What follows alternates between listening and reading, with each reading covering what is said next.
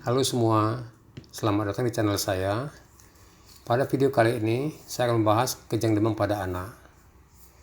Tujuan pembelajaran dari video ini adalah yang pertama, kita harus tahu apa itu definisi kejang demam, bagaimana tips-tips menghadapi anak dengan kejang demam, apakah ada kemungkinan kejangnya berulang, apakah dibutuhkan obat untuk mencegah kejang. Kejang merupakan suatu peristiwa yang cukup menakutkan, sehingga perlu dihentikan dengan cepat dan tepat. Adapun definisi kejang demam adalah kejang yang terjadi pada kenaikan suhu tubuh, suhu di atas 38,3 derajat Celcius. Penyebab kejang demam adalah suatu proses ekstrakranial di luar otak. Jadi pada kejang demam, kita tidak menemukan adanya bukti infeksi otak atau gangguan elektrolit. Ada beberapa fakta tentang kejang demam yang harus kita ketahui.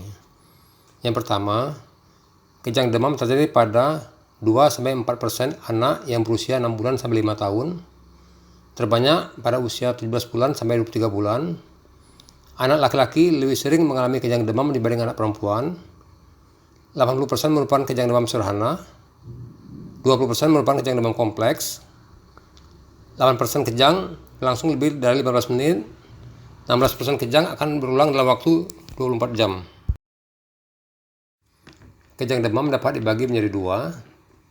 Yang pertama, kejang demam sederhana dengan ciri kejang berlangsung singkat, kurang dari 15 menit, kejangnya bersifat umum, biasanya kejang berdiri sendiri, dan tidak berulang dalam waktu 24 jam. Tipe kedua adalah kejang demam kompleks. Kejangnya berlangsung lama, lebih dari 15 menit, atau kejang vokal, atau kejang satu sisi yang berkembang menjadi kejang umum, dan berulang dalam waktu 24 jam. Berikut ini adalah tips ketika menghadapi anak dengan kejang. Pertama, usahakan kita tetap tenang. Kendorkan pakaian yang ketat terutama di daerah leher. Bila anak tidak sadar, posisikan anak terlentang dengan posisi kepala miring. Bersihkan muntahan dan lendir di mulut dan hidung dengan kain.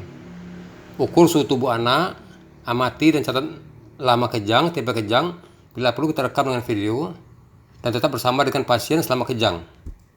Bila ada diafragma rektal, kita berikan diafragma rektal.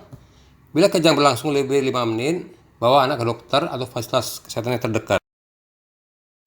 Beberapa pertanyaan yang sering ditanyakan oleh orang tua. Yang pertama, mengenai risiko kecacatan. Kejadian kecacatan setelah kejang demam tidak pernah dilaporkan. Umumnya perkembangan mental dan saraf anak akan normal pada pasien yang sebelumnya normal. Kelainan saraf dapat terjadi pada kasus kejang demam yang lama atau kejang berulang. Yang kedua, mengenai risiko kematian. Kasus kematian pada kejang demam tidak pernah dilaporkan. Orang tua sering bertanya, "Dok, perlu nggak anak saya diberi obat untuk mencegah supaya kejang tidak berulang?" Yang dikenal dengan pemberian obat kejang rumatan. Obat rumatan ini tidak rutin diberikan. Mempunyai efek samping seperti gangguan perilaku, anak menjadi lebih aktif, mengalami kesulitan belajar pada 40-50% kasus. Pemberian obat ini lebih selektif pada kasus tertentu dan tidak dapat mencegah kemungkinan untuk berkembang menjadi epilepsi. Mengenai pemberian obat demam atau antipiretik, dokter neurologi anak di Indonesia sepakat untuk tetap memberikan obat demam. Diharapkan setelah menonton video ini, pemahaman kita tentang kejang demam semakin bertambah dan tidak panik bila menghadapi anak dengan kejang.